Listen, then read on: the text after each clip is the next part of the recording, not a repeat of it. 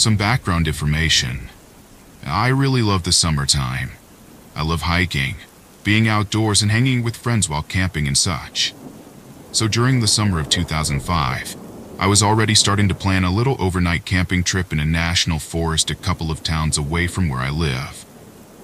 It is also important to mention that I do these types of things solo, and that this was my first time going with that specific national forest. I guess I was ultimately unprepared with this trip because while getting there, I had realized that I forgot to bring a ground cover for my tent, since I didn't use a tent with the built-in ground cover at the time. I also forgot some other small things, however.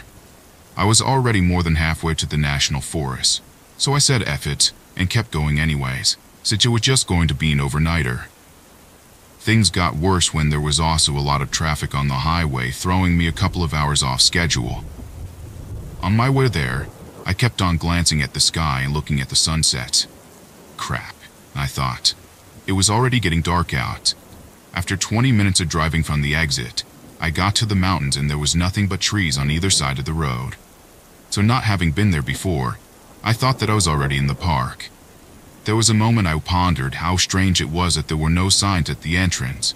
But already behind schedule and needing to set up camp, the thought disappeared as quickly as it came from my mind. After around 20 more minutes of driving through pure forest, and the road turned to gravel, I thought to myself, this has to be some sort of camping area, right? Looking back, I should have turned around there. But I was exhausted and a little stubborn by that point, so it was still dead set on finding some spot to camp. I finally settled on parking near a clearing on a dirt path and set up camp there. When I got out of my truck, things seemed fairly normal. The only thing that seemed out of place at the time, that there was no other sound except for the crickets and the sound of me setting up camp. No wind, no frogs, owls, not even the howl of a wolf, just the crickets and myself. It was already getting late by that point. It was a little past 9, so I had dinner, sat around the campfire for a little bit, and then crashed in my tent. I awoke at 11:15. I thought I had woken up because my back was stiff and due to me sleeping on the bare ground, but my back seemed fine. I came to the conclusion that I had woken myself up randomly, and so I tried to go back to bed. Soon after closing my eyes again, I heard what sounded like a deep, raspy whirr not far in the distance. That was presumably what had woken me up initially. I sat up immediately. Now what in the hell was that? I murmured to myself, since this didn't seem like the howl or growl of any animals I knew about. I went back to my sleeping bag, desperately thinking to myself of a logical explanation as to what made that sound. Maybe it was an owl being killed by a wolf or something, was what I concluded. After around 2 minutes of trying to fall back asleep, I was immediately jolted straight awake by that same shrieking sound right next to the wall of my tent. Pure shock, I immediately jolted up, bust out the front of my tent and ran straight in the opposite direction of what I heard. I didn't look back, and I also was unable to catch a glimpse of what it was. I was running for a couple of seconds when I slipped down a hill and tumbled for a couple of seconds until I stopped. I tried to keep as still as possible. Maybe the thing didn't see me fall, I thought. I didn't want to give away where I was. I listened closely, but there was no sound. I waited a little longer, still nothing. I peeked over the hill, trying to see as much of my campsite as I could in the pitch darkness. I didn't see any of it. While doing this, I noticed how there were no crickets chirping anymore. Pure silence. I didn't hear any leaves crunching either. To me, it seemed to be all clear that I could make a beeline for my tent, grab my pack, which had some miscellaneous stuff in my wallet in it, but most importantly my keys, and hightail it out of there. I knew I had to make this quick, so I tried to get to my car as quickly as possible while making the least amount of sound. I eventually got my keys from my bag, at which point I went over to the car, unlocked it, and turned the car on. Once I did this, I started to floor it out of there. I knew I shouldn't have done what I was going to do next, but I took one last look back at the tent. crouching down. Right beside the tent was the thing. Even in the darkness, I could make out its features. Its eyes were completely black. Its body was covered with short white hair, and the overall body structure was barely that of a human. I knew it saw me because I saw it. The creature let out a screech that I'm all too familiar with now. I punched the gas pedal on my car and didn't stop until I got to a hotel a good distance away from the neck of the forest. I must have looked like a backwoods insane person or something when I came into the lobby all dirty in my pajamas. But I still got a room and immediately collapsed into the bed, exhausted. I had a nightmare that night where I was looking at myself in the third person, sleeping in my motel room, and the creature appeared at my window slowly before letting out a horrific screech. I jolted awake to the sound of nothing but my own heavy breathing and the crickets outside. I might be paranoid, but I'm fairly certain that at one point, that night, I heard the same screeching again, off in the distance.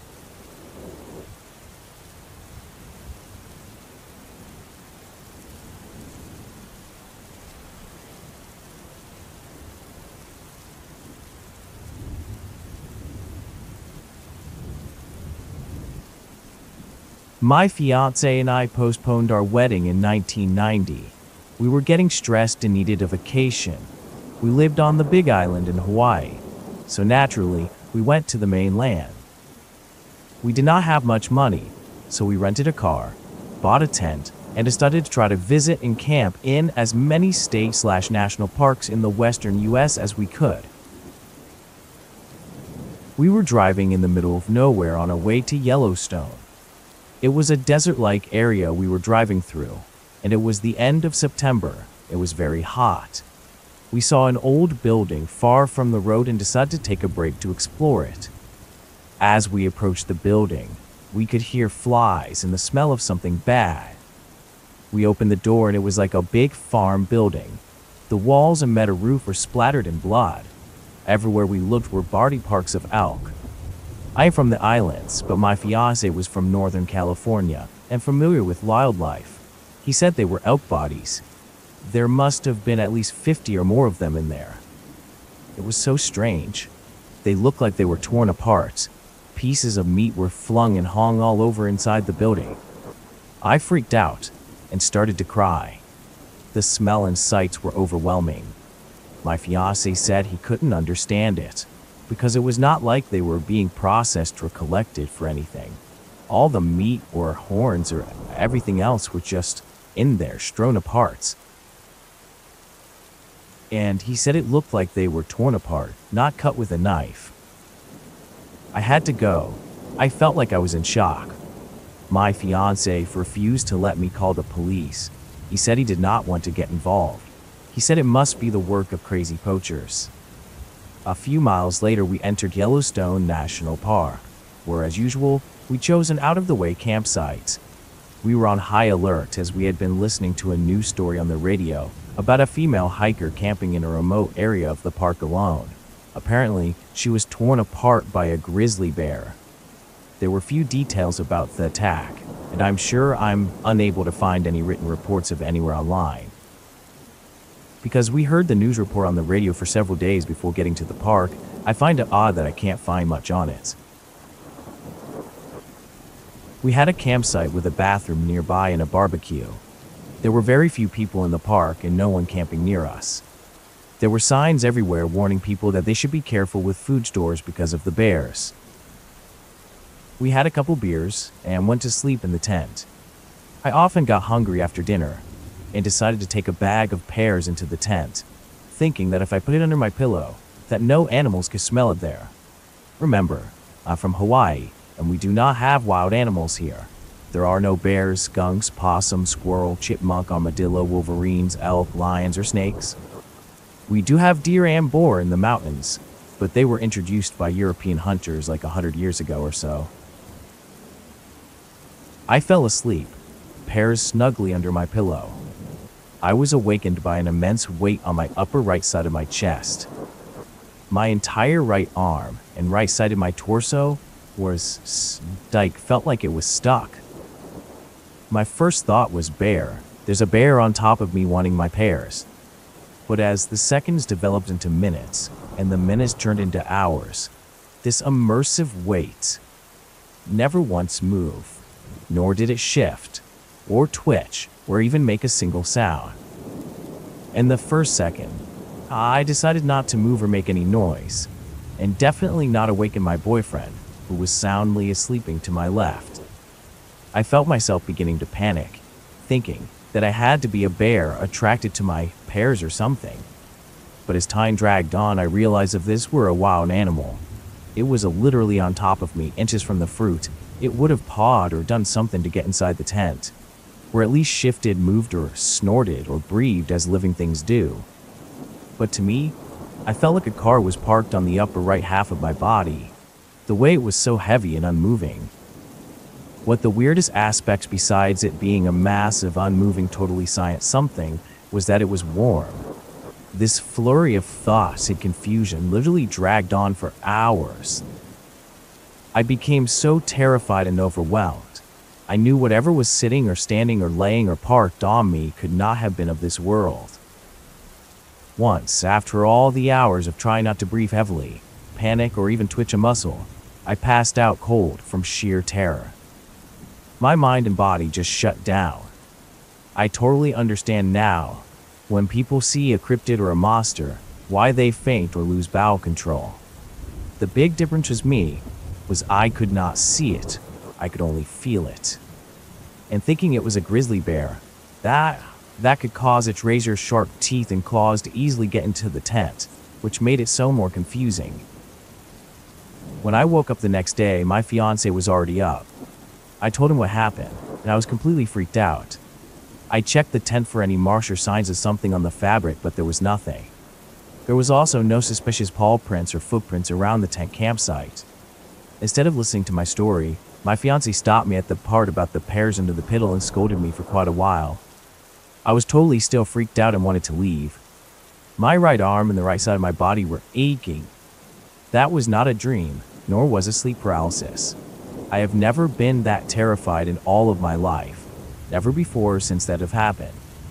I told this story to an experienced Sasquatch researcher, and he said these types of tent antics are pretty common with juvenile Sasquatch.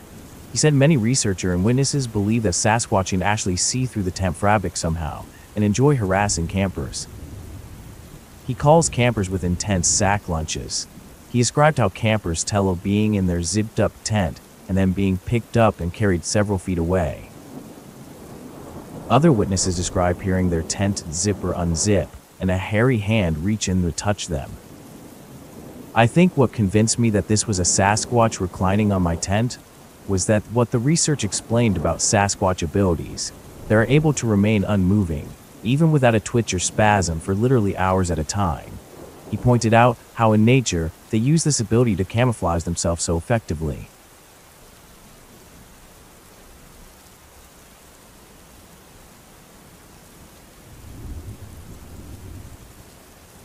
At the time, I was 26 years old, and I loved traveling around Australia, camping in my van, usually by myself. And 99% of the time, these were all amazing experiences. On this particular trip, I was heading from Mount Kosciuszko in southern New South Wales, north towards the Blue Mountains. But I wanted to break up the drive for a night by camping in a state park, and maybe take a shot or two at some rabbits with my longbow.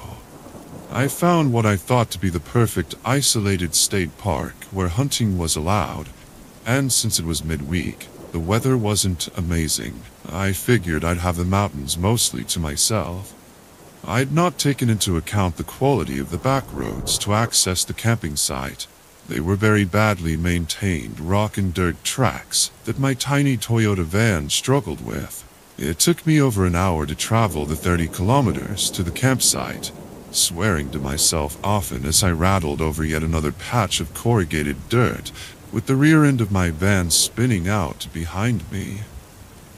I was feeling grim and tense when I finally pulled up into the site, but I relaxed pretty quickly as the site was empty of people, and I could see rabbits hopping around about 200 meters away in a meadow. As soon as I pulled up beside a designated fire pit, I strung my bow and headed after them. The little guys had obviously already been hunted a few times before though, as they were too skittish to get close enough for a confident shot. After some tries and fails, I let the rabbits go about their rabbit lives and headed back to the van, where I started a fire, poured a glass of whiskey and lit a cigarette, enjoying being out here in solitude and knowing that the closest population of people was over an hour's drive away. Now, I loved being by myself in the bush, but I've got this weird intuition thing that lets me know when I've landed in a safe space or not. A couple of times in the past, I've driven into a potential site, and after a while I get this pressure in my chest and stomach, and when that happens, I bail, no questions asked. After sitting around my fire for a while, I did begin to feel this pressure slightly, but after another whiskey, I decided to ignore it this time.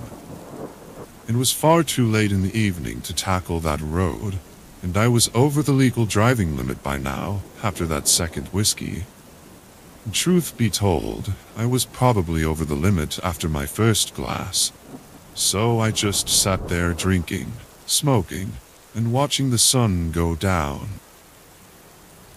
The sun disappeared quickly, as I was in the bowl of a small valley with looming mountains all around me, and after watching the first stars appear, I decided to call it a night. I dropped 2 pairs of shoes outside my van door. One was a small pair of sandals, and the other was my massive hiking boots. I always do this when camping alone, because I hope any creepers might think there's a man in the van, a big one, and leave me alone.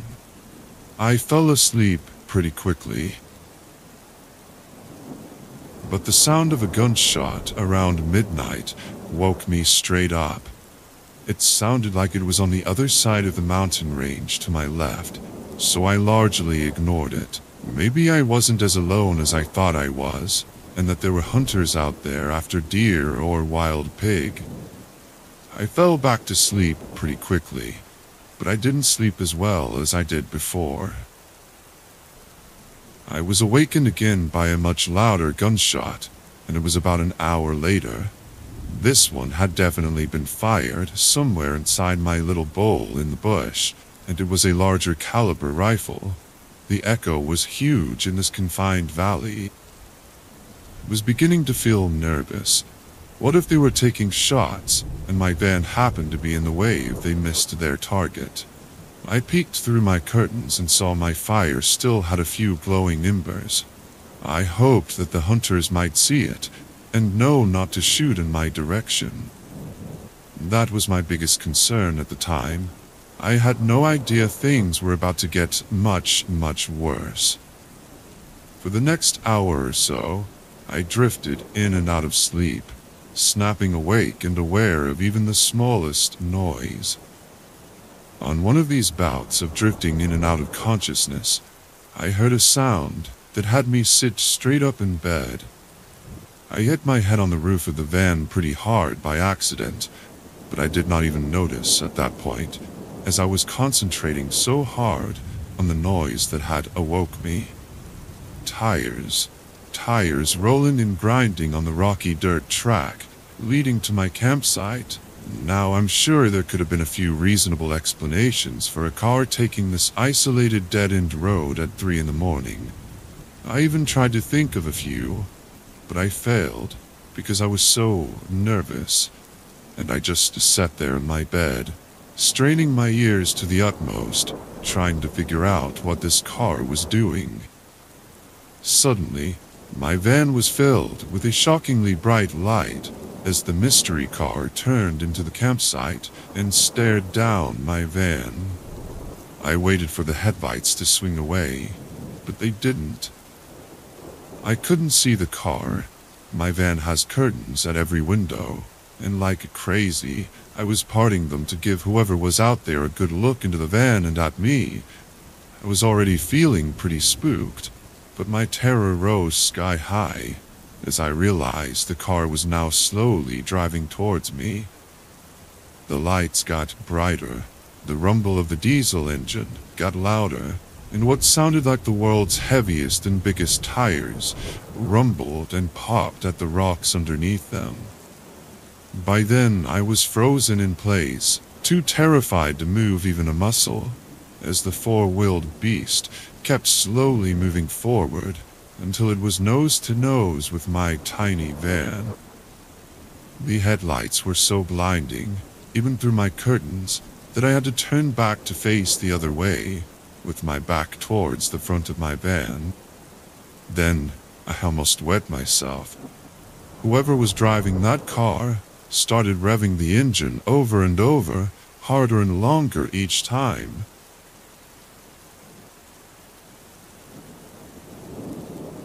It was the most aggressive sound I'd ever heard coming from a machine, and I honestly can't tell you how freaking scared I was.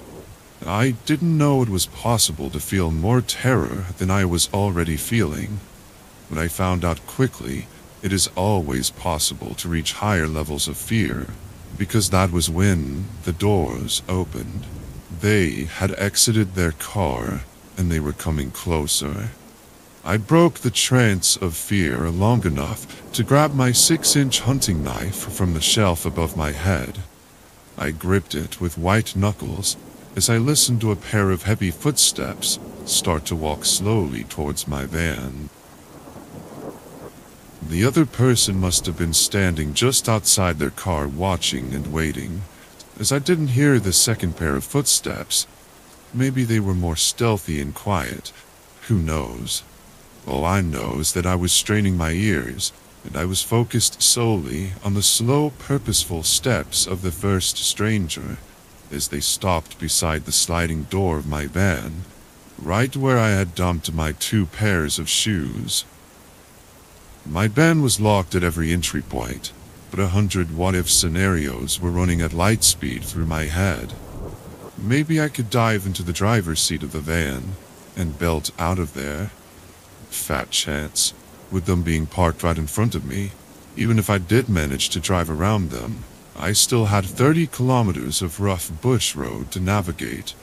Bush tracks that their far superior car could manage with ease. I'd be run down before I'd even gone 100 meters.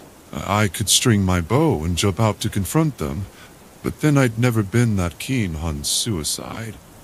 So I thought I'd give that one a miss. I didn't even have a map of the area, so running like a scared rabbit into the bush wasn't even an option. Oh, the irony. So what I did was wait, frozen in my sitting position, still white-knuckling my knife, while person 1 finally moved away from the side door of my van back to the car. Their engine revved again and again, as if trying to scare me out, and I still sat there. I sat still for what felt like hours, but was most likely just a few minutes, as I vaguely heard voices under the rumble of the engine.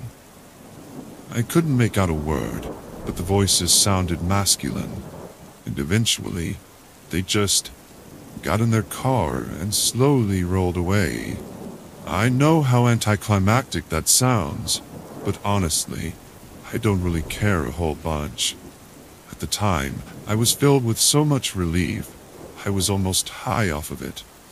And at the same time, I was so exhausted from the adrenaline, I felt I could sleep a week straight.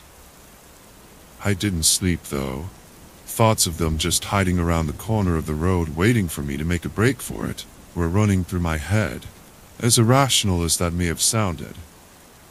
I think the most confusing thing was having absolutely no idea what they wanted.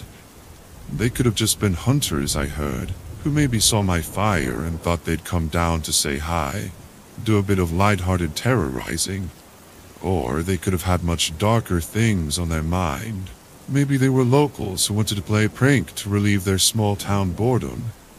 Anyone wants to shed some light on it, go for it. After 20 minutes of silence, I finally managed to pry my fingers off the handle of my knife, one by one, using my left hand to do it.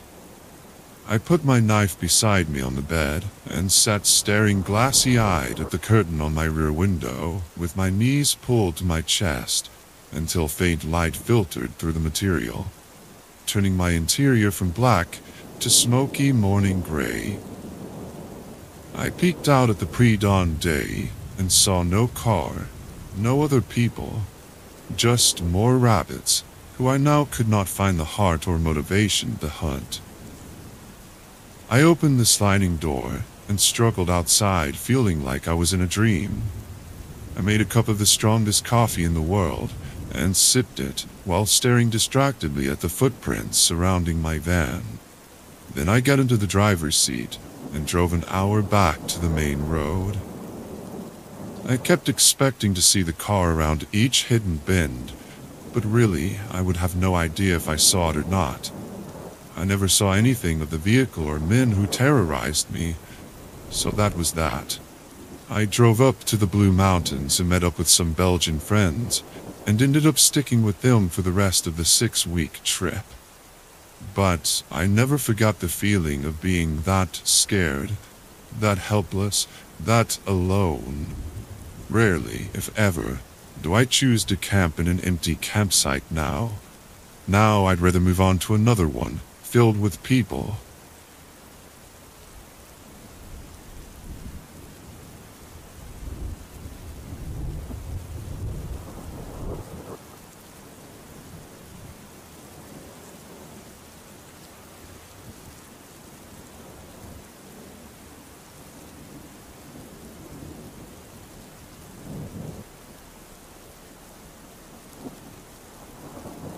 I am 29 years old and have been researching and investigating the paranormal since I had my first experience at the age of 9 in 1998.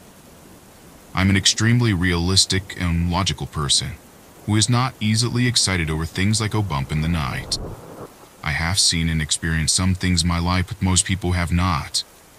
Some don't believe and some do believe, but that's okay because I'm not here to convince anyone of anything. I'm just here to share. My light in the sky experience happened a few years ago in 2014. I was living in New York and went to Jones Beach State Park one fall night with a friend of mine.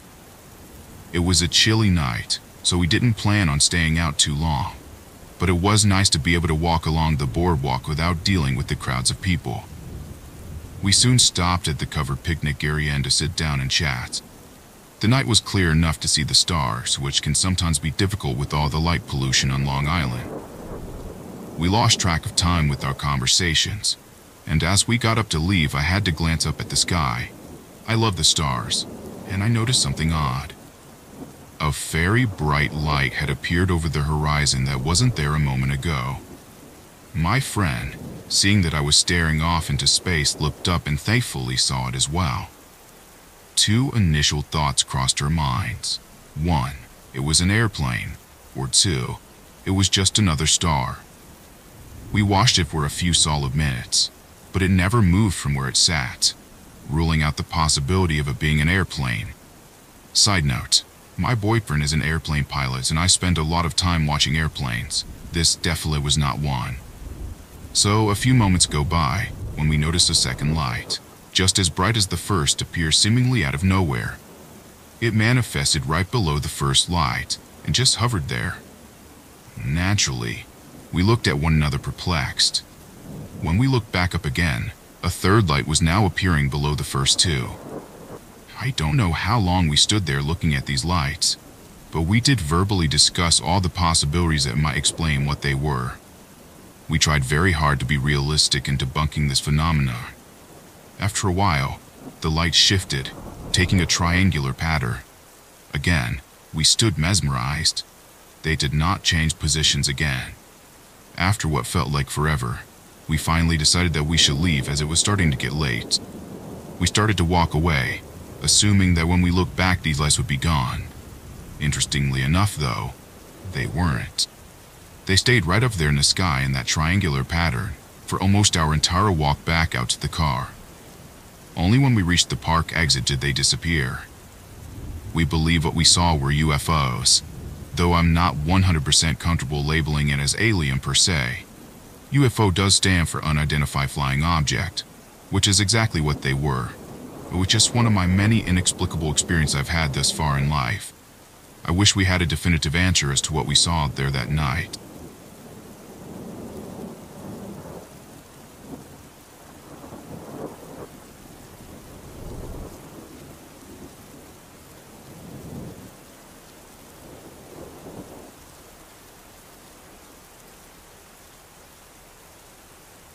This story starts with a group of my friends and myself going backpacking in Yellow River State Park. 6 of us were backpacking through the hills during light fall. So, there was a lot of dead sticks and leaves all around, yet not very many other backpackers until we came across of a couple of guys heading the opposite way. As we came close to them, they stopped and told us that we shouldn't go down into the valley, as they were there for the last 2 nights. We asked why not, and they said that they heard people talking near their tent in the middle of the night, even though they were the only ones there. My friends and I shrugged it off, because we ourselves have drunkenly wandered around at night exploring and stargazing. We continued down into the valley and set up our tents. There was 2 of us in each tent. 3 of us were off firearms, just because we were kind of paranoid. We would rather have them and not need them instead of not having them and needing them due to previous experiences. We'd get all set up and break out our liquor and cards and play a few games in front of the fire before we decide to call it a night. One of our friends passed out in front of the fire and didn't wake up when we tried to move him, so we decided we would just let him make his own way to the tent when he was ready and ended up going to bed without him. All of a sudden, we are woken up in the middle of the night of a semi-drunk slumber to our friend screaming at the top of his lungs, high-pitched and everything. We jumped out of our tents to find out where from was yelling. Who the hell was that? We had no clue what he was talking about until we saw his face. Now, you know when your friend is the first person to pass out at a party, you doodle all over his face with Sharpie? Well, apparently, some stranger was doing the same thing with charred wood and ashes. The problem was that he had an upside-down cross on his forehead and a pentagram on his shirt. I'm not religious at all, but I was kind of freaked out. We ended up going back into the tents, but I don't think any of us got much sleep. Then, at about 3:30 a.m., we started to hear rustling in the woods around us. It seemed to be everywhere, though. Then, we heard a voice say, "Give him to us." Now, I was freaked out and loaded a round into my pistol, but my friend seemed to jump the gun. Yes, same chicka-rappy friend, and fired a round from his .22 into the air, through his tent. I then hear people running away from what seemed to be all around us. Needless to say, at first light, we packed up and got the hell out of there.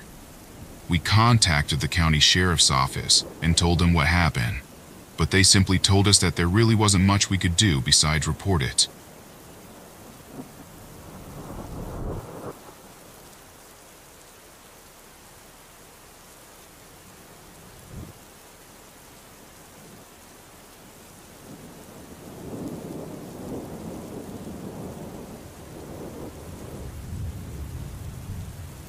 This happened to me a year ago on a camping trip with my dad in late July or early August. It was a weekend trip and we were the only ones at the campground. For privacy purposes, I will not state the name of the park we were camping at, but I will say that it was in the state of Indiana. Anyway, I was awoken with a start one night in my tent. Checking the time on my phone, it was around 3:30 a.m. I was hesitant at first to get out of the tent, but my bladder was screaming, which forced me to get out of the tent. The sounds of the forest I would have had any other time found comforting, but this time, for whatever reason, they seemed to unnerve me. About 50 yards away, and uphill, was a porta potty, and since I'm a girl, I can't just pee in the woods, so I grabbed the headlamp which my mom had loaned me, turned it on, and headed to the porta potty. I was talking to myself in an attempt to calm my nerves, mostly because I was complaining about my bladder, and how dim the headlamp was. The light was so faint that it only illuminated 5 feet in front of me, so I ended up relying on the light of the moon to guide me. I made it to the porta potty without incident, relieved my bladder, and then headed back to the tent. Once I was around halfway there, it struck me. The forest was now silent, eerily silent. My mind began imagining the horrors of what was lurking in the woods. Skinwalkers, Wendigos, Bigfoot were just waiting for me to get in range so they could snatch me up and make me their dinner. With the speed of an Olympic runner, I sprinted the last 20 yards back to camp faster than anyone's ever seen. The headlamps died almost as I got there. Upon arriving at camp and catching my breath, I got the sensation I was being watched. I turned to face the tree line that bordered the lake and saw a pair of large yellow golden eyes. My tent is very close to this tree line, so whatever this thing was less than 15 feet away. Frozen in fear, I stared back at the eyes. Then my headlamp went out, but the eyes of this creature were still glowing. I am a rational person, so I first figured it was a coyote or a large stray dog, and my headlamp's light was just reflecting off the eyes, giving the illusion that they were glowing. So when my headlamp went out, I expected the eyes to do the same. However, they did not. They were indeed glowing a golden yellow. Terrified, I took a few steps back and lost my balance, falling onto my butt.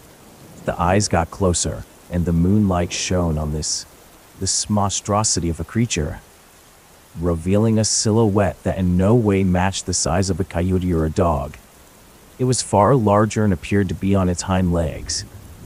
If I had to guess, the creature stood taller than 6 feet and had a hunched-over body. It had the head of a dog. If I had to guess, it looked like the head shape of a husky or a wolf dog. Now, I know most people, when they talk about encountering dogmen, they mention a strong feeling of malevolence coming from the creature. For some reason, I think I felt the opposite. The eyes of the creature did not seem to hold any sort of malice or seemingly intent to harm me. Rather, I got the sense it was curious, or at the very least confused. After engaging in a staring contest with this creature, which probably lasted just about a minute, but felt like forever, the creature got back to all fours and retreated into the forest. But it made no sound as it did so. Was it Dogman or a werewolf or whatever you want to call it? I don't know. I know it wasn't a bear. We don't have grizzlies in Indiana, and black bears aren't all that common. I'm honestly at a loss as to what this creature was. It left no tracks behind in the muddy banks of the lake. If any of you know what it could be, please comment down below letting me know.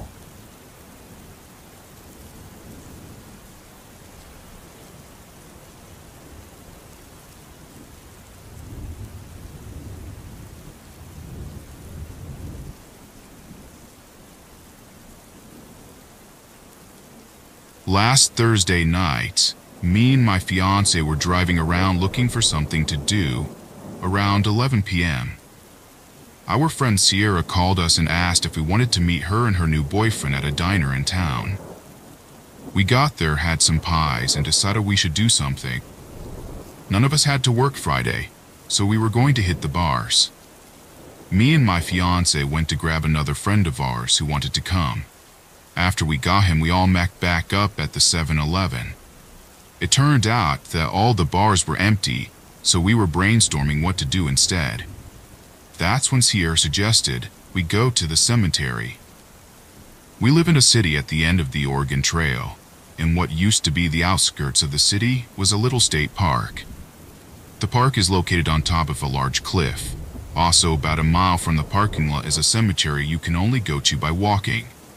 The cemetery used to be an Indian graveyard, but over time, they would put people who lived in the city in the graveyard too.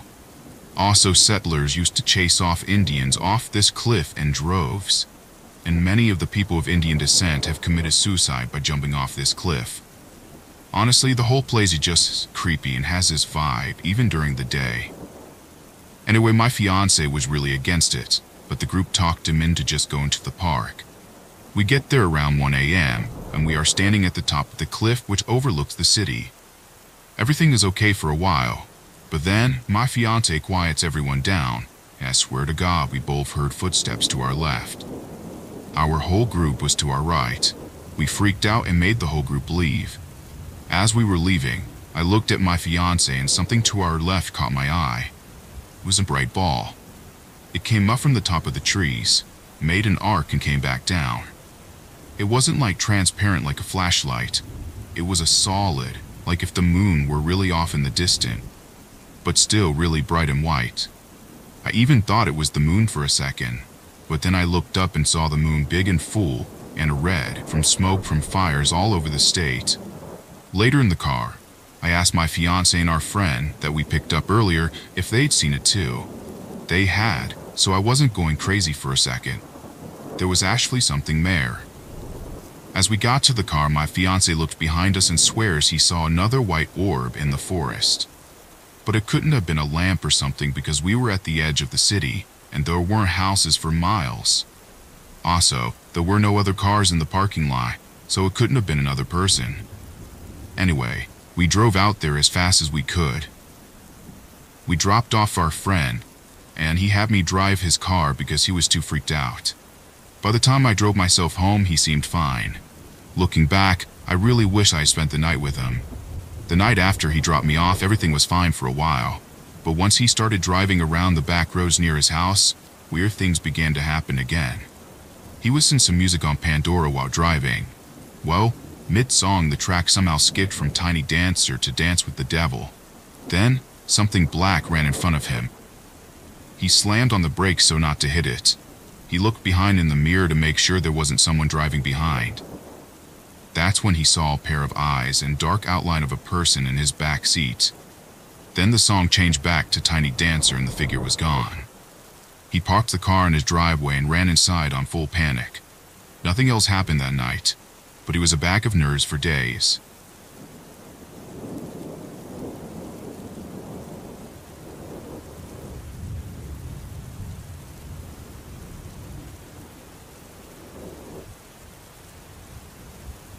The following story involves a group of my friends and I backpacking in Yellow River State Park. 6 of us were backpacking in the late fall when not many people were around, when we came across a couple of guys heading in the opposite direction. They informed us we shouldn't go into the valley, as they spent the last couple of nights there and could hear people talking outside their tent at night, despite no one else being around. My friends and I laughed it off as we'd drunkenly been stargazing in the past. I didn't think much of the story. We eventually reached the valley and set up our tents. There were 2 of us per tent, and 3 of us had firearms on us. After setting up, we broke out the liquor and cards to play some games before calling it a night. By the end of the card games, one of our friends had passed out near the fire, and we decided that we'd leave him there putting the fire out, as they weren't getting out.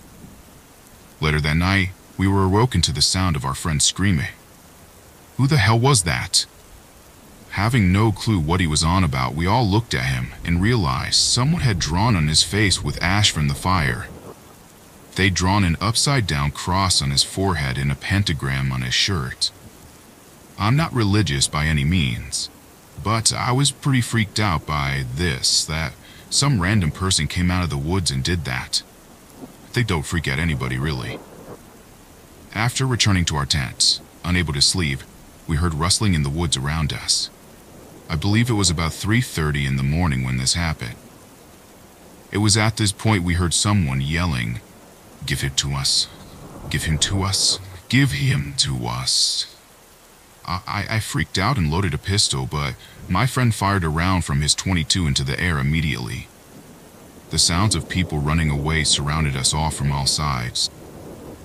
The moment we had light, we left and also reported what happened to sheriffs, but they said they can do nothing but take a report. A lot of help they were.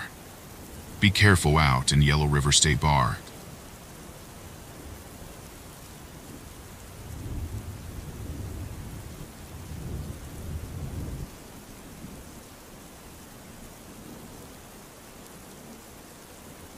This story took place in a state park in Tennessee on my 12th birthday. We were having my birthday party out there. That year I got a load of gifts, including something I thought was awesome. A wireless keyboard that had batteries and a wall hookup, so we could play it on the go if you wanted to. That being the case, I quickly asked my mom if I could play it, and she said yes. I headed out into the woods away to be by myself, so that the noise of the party didn't distract or overtake the music. It was beginning to get dark, but I was so excited that I thought I'd get back in no time. I found a huge, and I mean huge, tree, and I sat down next to it. I began to play some keyboard music. Before attempting to play Heartache from Undertale, since it was one of my favorite songs, I was having fun until I began to hear something. It was like a scream, but not from a person. It was one of the most horrifying things I'd ever heard in my young life.